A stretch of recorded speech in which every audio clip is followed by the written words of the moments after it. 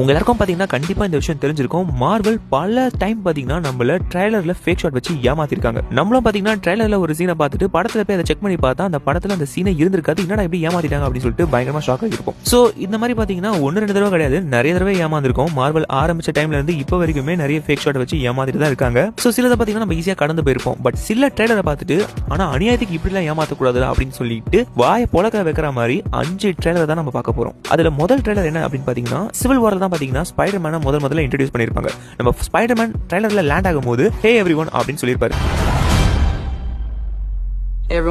But படத்துல பாத்தீங்கன்னா எந்த ஒரு டைலாக்கும் அவர் பேசியிருக்கவே மாட்டாரு. ஜஸ்ட் சிம்பிளா லேண்ட் ஆகிருப்பாரு.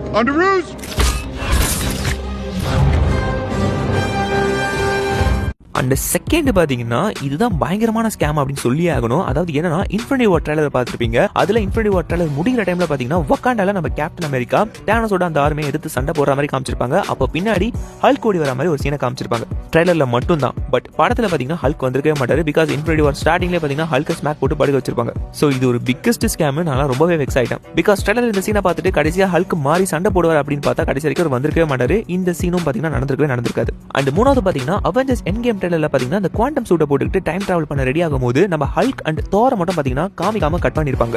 பிகாஸ் படத்துல பாத்தீங்கன்னா நம்ம தோருக்கு தொப்ப விழுந்திருக்கும் அண்ட் ஹல்க் பாத்தீங்கன்னா ப்ரொஃபசர் ஹல்கா மாறி இருப்பாரு. சோ அதை மறைக்கிறதுக்காக பாத்தீங்கன்னா அந்த சீனை கட் பண்ணிருப்பாங்க. பட் படத்துல பாத்தீங்கன்னா அவங்க ஆக்சுவலா வந்திருப்பாங்க. பட் ட்ரைலர்ல பாத்தீங்கன்னா அதை கட் பண்ணி தூக்கிருப்பாங்க. அண்ட் ஃபைனலா பாத்தீங்கன்னா இதுதான் மிகப்பெரிய ஒரு பேசும் பொருளாவே இருந்துச்சு. பிகாஸ் ட்ரைலரை பார்க்கும் போதே நம்ம கண்டுபிடிச்சிட்டோம். பட் இருந்தாலும் நம்ம ஏமாத்திருப்பாங்க. ஸ்பைடர்மேன் நோ வே ஹோமோட செகண்ட் ட்ரைலர்ல பாத்தீங்கன்னா நம்ம டாம் ஹாலண்ட் ஸ்பைடர்மேன் பாத்தீங்கன்னா சாண்ட்மேன் அண்ட் எலக்ட்ரோ லிசார்ட் இவங்க 3 பேர் கூட ஒத்தையா சண்டை போடுற மாதிரி காமிச்சிருப்பாங்க.